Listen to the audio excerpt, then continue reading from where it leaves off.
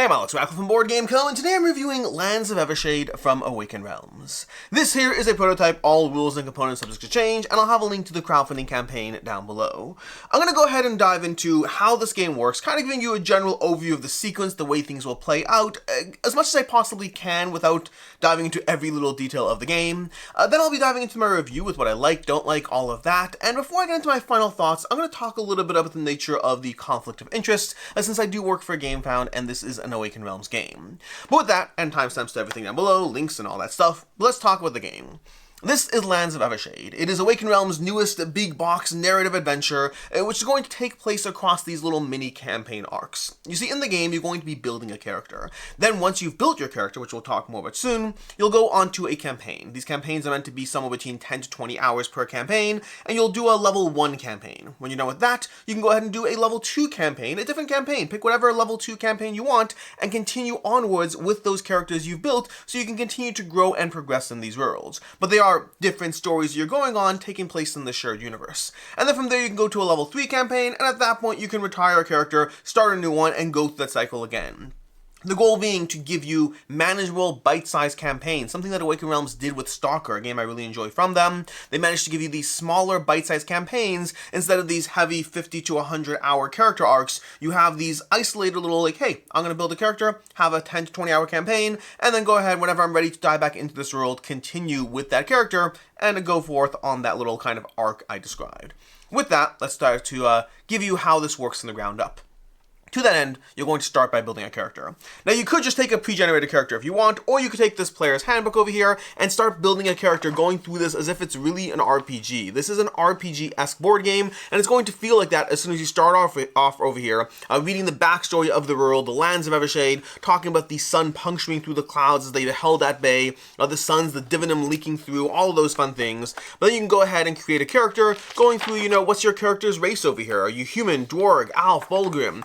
And you go have a little bit of a backstory of how they operate, the little bit of information around their keywords, some kind of like general idea. Again, this is going to feel very RPG adjacent, giving you their stats over here, your strength, agility, intelligence, charisma, all of that. When you're done with that, when you're done choosing your race, you're going to go onwards and pick your, let's see, your early years over here. So now you can pick your early years. Were you a Midland citizen, a Covenant of the Moon Lady, the Arcane Academy? And again, a little bit of backstory around all of those. And you're going to go through building your character through all these things until you have your starting stats, which will be on your sideboard. So for example, I created an elf over here who's an elder, sub-Terran are the keywords. The backstory is their Arcane Academy, and then I chose their class as a hunter, as well as that you can choose a subdivided class from the various classes that are in the game. Now, I should note as well, this is a prototype. They have a lot more stuff coming other than the things I've seen in this book alone. But that's going to be how you're building your character with this RPG handbook that you will be coming back to as you upgrade your characters. Because I'm not going to heavily talk about the character boards right now, but I will say you're going to have these little cards over here that give you your primary class. So for example, as a hunter, I have my primary tech tree, which I'll move over here, unlocking various things as I go, whether they're stats for my character, whether they're cards, abilities. But then you also have 2 subclasses, marksmanship and nature. And these subclasses can be shared with other characters. So for example, you can see over here, the druid and I both share nature. So the hunter and the druid both have the nature subclass and can level up and power up, getting abilities or stat increases from those as well. That's going to be a little bit of how you build your general character. Once you're done with that, you're going to start your adventure. The prototype I have over here has the Lands of Evershade into the White Well is the adventure that I have. This has a little starting sheet which tells you how to start the adventure and how to resume the adventure. Because these 10 to 20 hour chunks over here, they're broken up into manageable bites effectively. This campaign over here, this Into the White Well, is broken up into 3 acts. Each act is broken up into parts 1 and 2, so you effectively have 6 saves to go through. Now in theory, you don't have to continue a session, you can leave on your table or whatnot, but in terms of the ease of picking up where you left off, the campaigns are specifically broken down into manageable chunks, but you have to still go through those chunks. A chunk can take anywhere from 45 minutes to 3 hours and possibly more. Again, I don't know the full game and how each chunk will be, but in this prototype, the chunks are each 1 to 3 hours, let's say, roughly in that time frame as you go through these arcs of the story.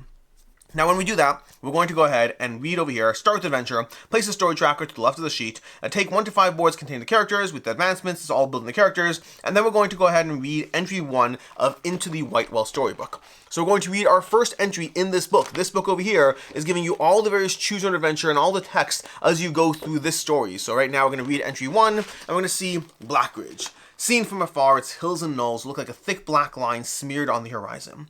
Those who live nearby tell stories of lawlessness, brigands, and monsters that dwell there. Now, I'm not going to read through all this could be an entire playthrough in itself, and you can see a variety of playthroughs on the various interwebs if you want to check those out. But as you go through these story texts over here, you're going to be making decisions. Maybe the decision is whether you stay, whether you run, whether you fight, whether you chase, whether you hold back, whether you help that person or that person, whether you visit the marketplace or whether you visit the temple. You'll be making choices on this text over here, and this is a good time to note that they also have an app where you can go through this on an app with full narrative text being read by, well, whoever they hired to do that narrative text over there. But you have the opportunity to either use an app or to use the storybook and to jump around as you make choices in the game. But you're not just going to be making choices on its own. Very often as you go through things, you'll have, let's just go ahead and flip to a page over here. Let's see if we can find something over here. Boom, okay. We have a story text that says, if you have Dwarg or Warfare, go to 9. If you have Battle Magic, go to 10. Meaning very often as you go through these, not only are you making choices, but very often it's checking your stats. You know, if you have Cityborn or Arcana, it's going to be checking the various keywords you've built as you've developed your characters, and so the choices you make in the game as you build a character are very much going to affect how the world interacts with you. If you are a Dwarg character and you wander upon a group of Dwarg, maybe they're a bit friendlier to you and want to talk to you. Alternatively, maybe there's a level of distrust between different races. Maybe your background as far as your skills and being able to track people in nature will help you that time you're wandering off into the forest trying to catch whiff of the trail, trying to find the scent. If you are someone who's skilled in nature, you might have a better opportunity to go ahead and get it. Maybe as you wander into a house with some little magical beings, they'll detect if you're an Arcana or perhaps a various race or faction that you are, and then be more inclined to talk to you because of those attributes that you have. Your cards, your character, as well as possible things you unlock along the way are going to very much determine the choices you make and how you can interact with the world. Speaking of the choices you make, you'll be tracking the various choices you make on this tracker over here. You can see right now, you can see D, E, S, T, K, and Z over here are all marked. And right now, as you go through the game, whenever you make a choice, very often the book is going to tell you, hey, you just made a certain choice. Maybe you chose to chase that person instead of rescuing the girl. And when you do that, you'll go ahead and place a story marker on these choices, and those choices will come back to you later. The next time you go to a level of text in the game, it might say, well, if you're Arcana, do this. Alternatively, if you have a story marker in A, check to see that, and if you do, you have a different opportunity unlocked. Whether it's things like characters that are alive or dead, whether it's people you've talked to before, whether it's locations you've visited, this is going to track for you the things you've done so that as you go through the world is remembering the impact of the choices you've made until now. And so you have all these things from the choices you make, from the characters you build, that are going to determine the way you go through the game. Now, starting off over here, let's go ahead and grab another sheet because this is kind of giving you a general arc of how you go through this book over here. But as we start off, we're going to replace the story sheet with this very first story sheet. And I'm only going to show you the first two sheets over here to avoid any sense of spoilers. Again, you can check any playthroughs if you want to see more. There's a lot of stuff to go through, but I'm going to try to keep the general idea over here to how this plays. But you're going to have this sheet on the left-hand side that kind of defines where you are right now. You'll grab the party marker, you'll put it to wherever you're trying to do, and you'll go through whatever the story is going to have. And again, every sheet is going to operate differently, so it's very hard to give you a full idea of how everything can play out. But what I can tell you, well, I probably shouldn't, I'm going to keep it very light on spoilers, but there's still going to be some minimal spoilers over here. In this particular scenario right now, the starting off sheet, there is the chase. This is a chase, and you are chasing people through this map over here. And you have special rules as far as how that's going to operate, and choices you've made before and during this interaction are going to determine how things are played out. But you have this particular side sheet representing something going on in the world, whether it's a location you visited, whether it's trails you've gone on, whether it's a routes you're taking in this world. You'll have this kind of overarching sheet on this side. But then you'll also have sheets on the other side that represent the combats you go on. This is where the game enters its not really dungeon crawl aspect, but kind of gives you the encounters to go through. You see, all these characters you've built with all their stats, they're not just there for those interactions that you're having as you make choices throughout this narrative book over here. Rather, your characters also have builds. Those choices are going to determine the skills they have available to them. As you gather items in the game, you're going to take these items. So for example, I have a dagger over here, and this dagger is going to unlock a card which can go into my sideboard. Various items, this mystical grimoire over here is going to unlock another card that I can put into my sideboard. And so you are managing your various gear over here, as well as the ways it's going to give you cards, which are very often going to be the opportunities you take in combat. You see, as you actually have to deal with combats, you'll set yourself up over here on the board, you'll gather your characters, you put them into the world, and then you'll have whoever, as whatever kind of level of encounter you're going through, you'll have these characters popping out in a way that they have a skirmish to go through, utilizing your characters, the builds you've made, as you try to deal with whatever threat is going on these sideboards. And these sideboards will show up at different levels of frequency, because this very much is a choose-your-own-adventure game. This is a game where you can go through an entire episode or arc and possibly have no encounters with enemies depending on the choices you make. You also might have multiple encounters with enemies depending on the choices you make. You're frequently going to be dealing with the consequences of whatever you chose, which is very much going to be choose your own adventure. We'll talk more about that when we get to the review, but this definitely is going to have a strong level of impact on the way the world reacts to your choices and how different one player's experience can be even as you go through a single adventure. If you play the Into the White Well story, you can go through this several times and have very different experiences depending on how you go through it. I can tell you that from having gone through it and from having read various story arcs, there's a lot of actual choice and agency going on here.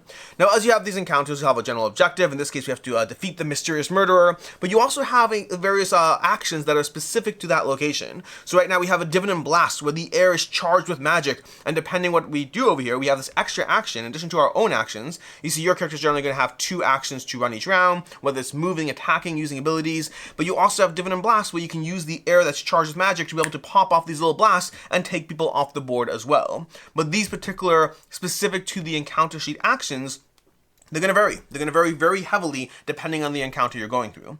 Now, whenever you set up cards over here, again, I'm not heavily going through the nitpickiness of every little aspect, but as you go through them, you're going to be putting out cards which will have the enemy cards as well as the enemy actions. So there'll be an encounter row, you'll be drawing tokens from a bag that'll determine who goes in what order, and you're going to go through some basic enemies might have only one specific action that they take again and again, whereas more complex nuanced enemies will have more actions, so you don't necessarily know which action they're taking as it's their turn as they're revealing a card. But effectively the arc of the game, because I'm kind of focusing more on the arc than the individual how combat works or how this works or that works. The overall arc of this game is you're going to build a character. That character is going to go through a campaign, which might be 10 to 20 hours. You can go through multiple levels of campaigns until you've eventually seen what the world has to offer at your character level, and then you can start a new character. Within each campaign, you're going to be going through these grand arcs that are broken up into these acts, and these different acts are going to give you these choices as far as the kind of more story where in the world you are, but then also the various encounters you can have, which again will have a strong degree of choose your own adventure.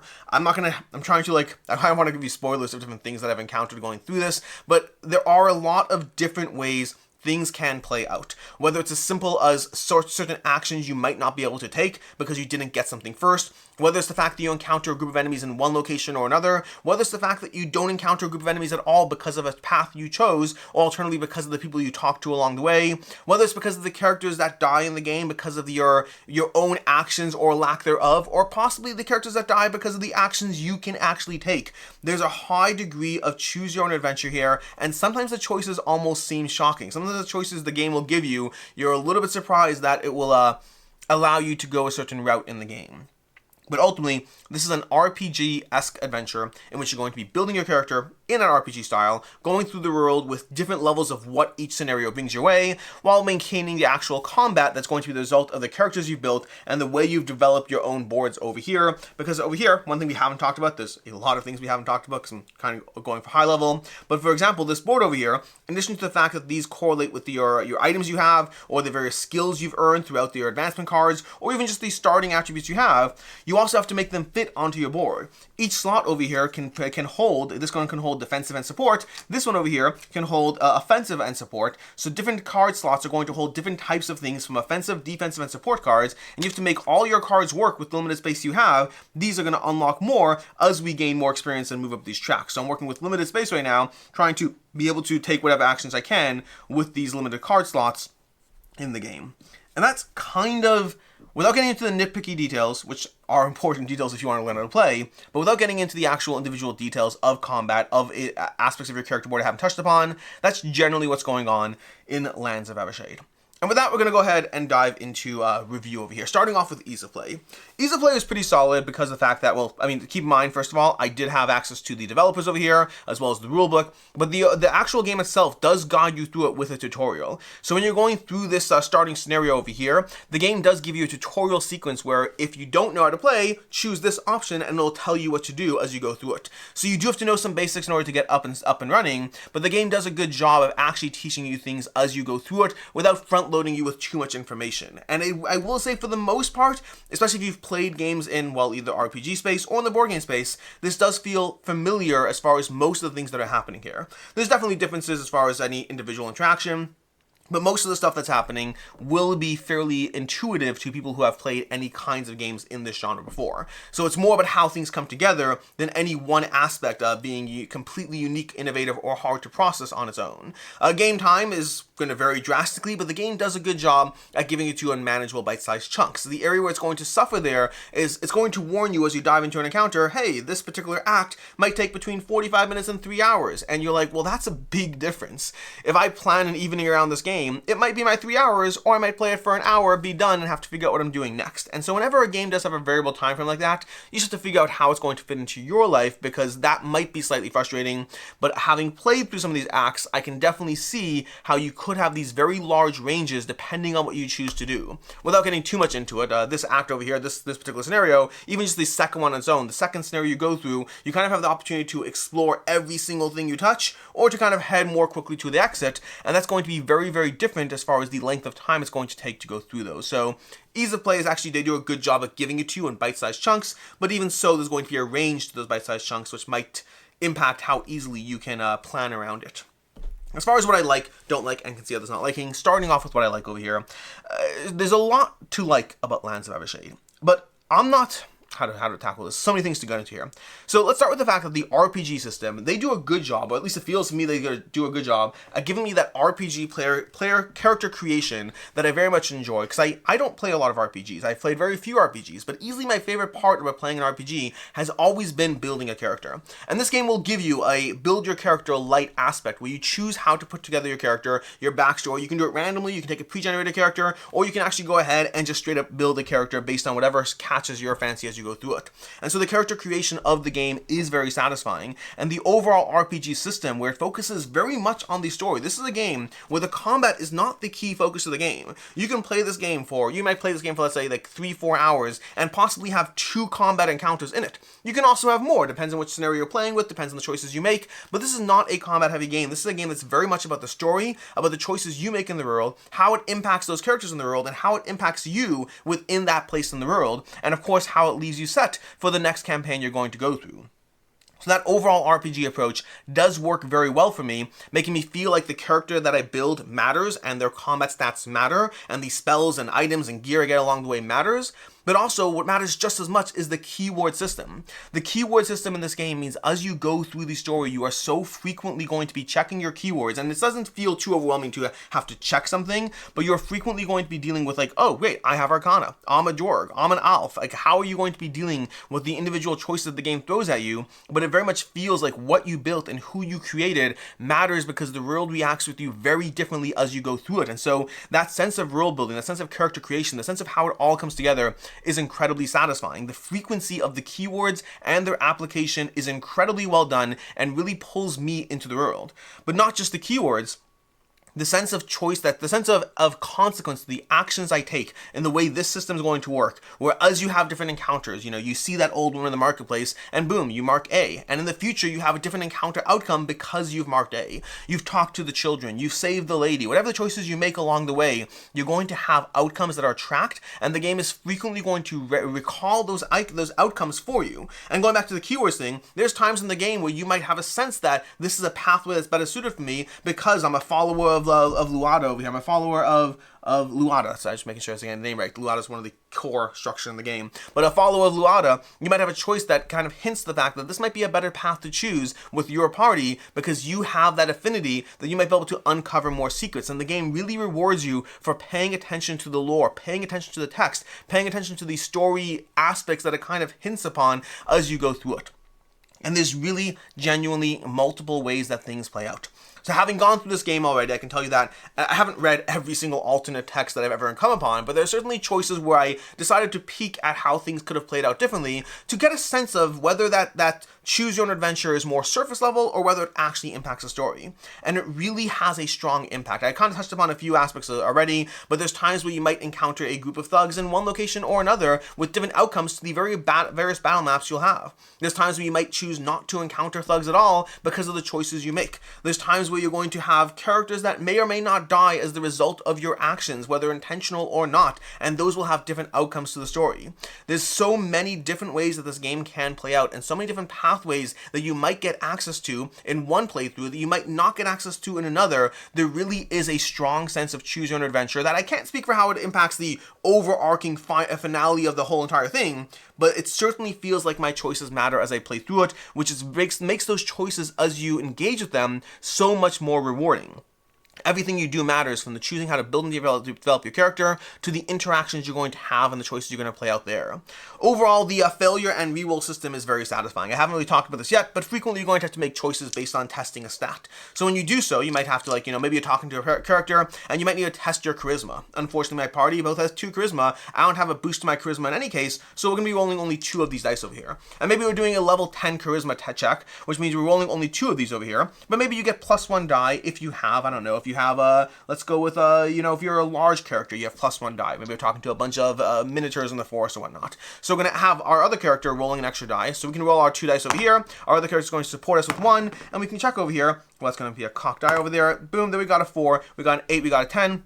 We got 1 success. And so you're going to be checking these levels of success as you go through it, but the important part is 12s are going to be 2 success, which makes those criticals very, very satisfying. 1s are always going to reward you by giving you an extra one of these tokens, which you can cash these in to re-roll. So if I didn't get the success I need, I could spend one of these, roll whatever dice I want, and whenever you get a 1, 1s are going to give me an extra 1 back, but failing roll also gives you 1 back. And you're frequently going to be succeeding and failing rolls. This is a game where there's a good balance between when you actually manage to out-talk that character, break down the door with your strength, whatever choice you're making based on the attributes you have, you're frequently testing your attributes, but then dealing with a system that's going to give you a little bit of a consolation prize when you lose a test, and the test that you lose, it's not something you have to just keep coming back to and trying again. Rather, it'll send you a different direction. You're going to have different options that unlock as a result of these tests. But the overall testing system felt very rewarding. The failures and rerolls felt well divvied up to be an engaging system where I felt, again, I was making choices around to how to spend that economy and those resources.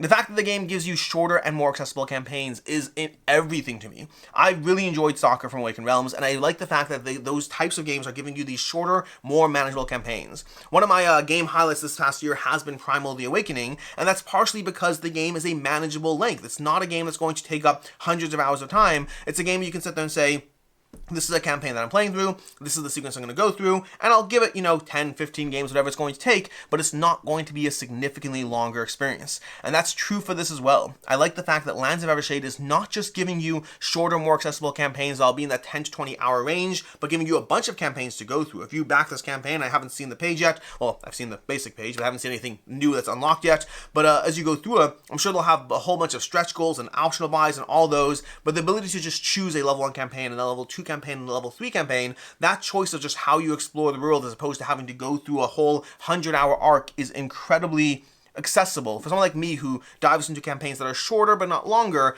I really appreciate that accessibility. And I think they did a great job at managing the save points. That cover page where I put it over here, the fact that it's going to tell you, hey, if you're resuming the adventure, just jump to over here. This is where you left off. They plan on having save sheets for the characters to track everything. And so you can sit there and say, great, I'm going to sit there and play the game for, again, this is the tricky part, that 45 minutes to 3 hours, which is a range of time that's going to be a little hard to plan around. But outside of that, I love how they broke things down.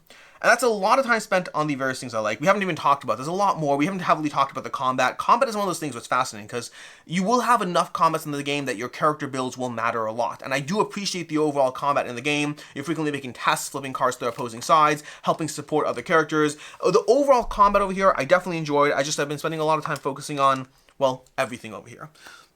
As far as things I don't like in the game, there's really only one thing I don't enjoy about the game, but it is unfortunately a big thing when you consider the very nature of the game, which is your options when you play through this are either a lot of flipping the book over here, going over here and saying, okay, great, we're going to go to 122. Let me get to 122. Nope, that's 146, 122, 141, 122. Okay, 122, etc., etc., etc., etc., etc., etc., etc., and now go to 184. Okay, 184, 184. Give me a second here. Give me a second. Okay. You take an action over here. You do this and go to 25. Okay, let me get back to 25. Okay.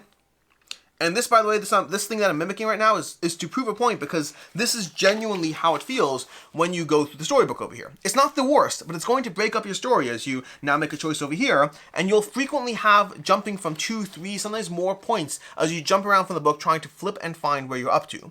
Going through the book is not the worst, but it certainly is a slightly irritating aspect when you jump back and forth from point to point trying to find many story entries out of 1,004 story entries. There's really 1,004? Holy... It's a lot of story entries in this one adventure. Your other option is to use the app. Now, I haven't heavily used the app myself for this game because of the fact that, at least when I was diving into it, the voice, the reading to it, to you, whatever, the voiceover was not working at the moment, so I didn't heavily use it. But I can tell you from other apps that while an app will jump you around from location to location faster, it does mean that you're dealing with an app which has its own downsides to it as well. And so in general, the entire structure of this game is premised on either you flipping through a whole lot of book text or using an app, and both of those have a con to them.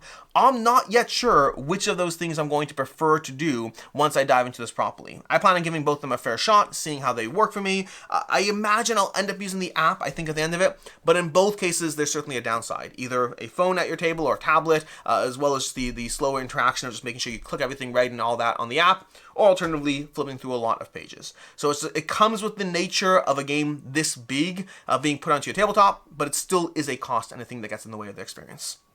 As far as I can see others not liking, first of all, I touched upon it already, but that accessibility around planning for a session, having a 45-minute to 3-hour range for diving into a game, for me, I'll just sit there and play it when I can adapt to whatever happens next. But for many people, if you plan around that, what if you finish it in 45 minutes? You can start the next one, but the next one might tell you 45 minutes to 3 hours again, and you may not have 3 hours for it.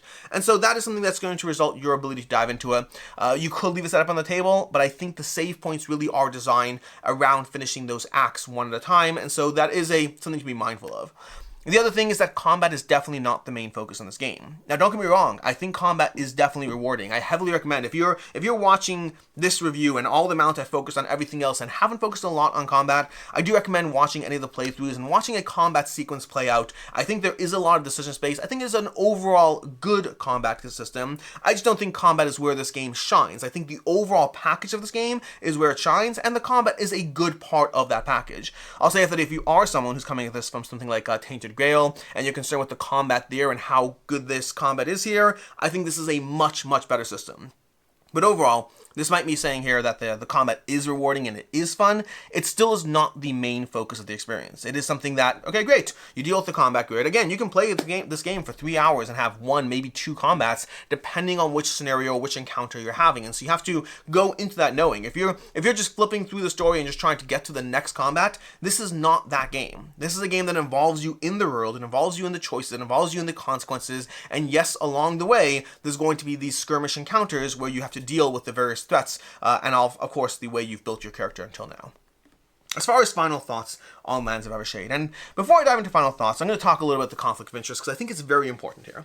Because I work for Awaken Realms. No, that's not true. I work for GameFound. I'm CMO of GameFound, and GameFound does have partial ownership from Awaken Realms. And that is... There's always a few ways to handle these kinds of things. But the first thing is I'm always talking to different people. I'm talking to people who have been watching me for years, but I'm also talking to people who this might be your first video from me. And so it's kind of important to kind of just generally touch upon the nature of conflict of interest, how I've handled Awaken Realms games until now, and the problem with Lands of Evershade specifically because of how much I enjoy this. Because I usually am not shy about liking a game. If I like a game, I like a game, I don't care. I like it. It is what it is. And if I don't like a game, I also don't care. It is whatever my opinion of a game is what I'm going to give to you. The tricky part is, ever since working for GameFound, I've always been a bit more shy about reviewing Awaken Realms titles because of the conflict of interest, because of the perceived conflict of interest, and it is a very real conflict of interest. Like, what would I do if I didn't like a game at all? How do I handle those things? And I've always been a bit more wary. If you watch my coverage of any other games since I've taken the job at GameFound, I've always been a bit more reserved about my rating, a bit more rounding down if I'm not sure where things are, or leaving it more room for open-ended if I'm not sure where the final game will be. I've always been trying to hedge my bets and be a little bit more mindful or cautious before I tell you how much I enjoy the game, because of that conflict of interest as well as the perceived conflict of interest. Lands of Evershade has the potential to be my favorite Awaken Realms game, period. Well, outside of Castle of Burgundy, depends on if you count that. Castle of Burgundy is going to be my favorite Awaken Realms game if you're counting that. I think of that as more of a Ravensburger game where, either way. But aside from Castle of Burgundy, Lands of Evershade has the potential to be my favorite Awaken Realms game. And there's a part of me that doesn't want to give it a higher score because, again, that perceived conflict of interest. What if? Who knows? How is this game going to be received? Is it going to be a good game? All of those questions and whatnot. At the end of the day, I'm going to give this a 5 out of 5. If you've been watching this channel for a long time, you know that this will actually be my first 5 out of 5 for an Awaken Realms game since taking the job at GameFound. Again, specifically because I am more cautious. I do hedge my bets a bit more around how much I enjoy those games. But Lands of Evershade is excellent. This game, to me, the overall package that it gives me, the RPG-esque setting, it's been a long time since I felt this invested in all parts of the game together in something that drifts a bit more into the story range. There's games like Agamonia have definitely come close, have been very, very close, but Lands of Evershade, to me, is an excellent experience that really does a great job at combining an RPG with a skirmish game and making your choices matter all the way from character creation, all the way through every single thing you do throughout the game. The only thing that has held back this experience for me is that choice between either constantly flipping a book or diving into an app. And it's something that's constantly present, so I don't want to take away from the fact that it is something that it gets a little bit in the way of the experience compared to, well, playing a game that you don't have to do either of those things. But overall, as a full package, I think this is an incredible RPG experience, an incredible degree of world building. I like the world that's being built. I like the characters that I've been making. I like the choices that I've had to make. I like the fact that the game has offered me choices that I can't even imagine making. And I like the way the game tracks all that to really make you feel rewarded as you go through the experience. This, to me, is a 5 out of 5 experience. I think is incredible. And I think if you like RPG adjacent games, this is definitely something you should try out. As far as other game recommendations, the first one is going to be the only other game this game actually reminds me of as far as how immersed I was in the overall system. There's a game called Iridia, The Paths We Dare Tread, which you can't actually get right now. It was a crowdfunding campaign a long time ago that still hasn't delivered, but that's the last time I felt this invested in that combination of RPG and combat and the whole deal of everything. Iridia, The Paths We Dare Tread is an excellent game you can check out. I don't know if you can lay pledge for it now, it might be done, but if you can get your hands on it at some point now or in the future, I definitely recommend it. And then the other game I mentioned already is Agamonia. Agamonia is another game that's going to combine story and choice and exploration with combat. That is the game that has come closest to this as far as a game you actually could get your hands on now that I really do recommend. In any case, and until next time, I'm Alex Radcliffe from Board Game Co. I hope you found this video helpful, and as always, I hope you have a good one.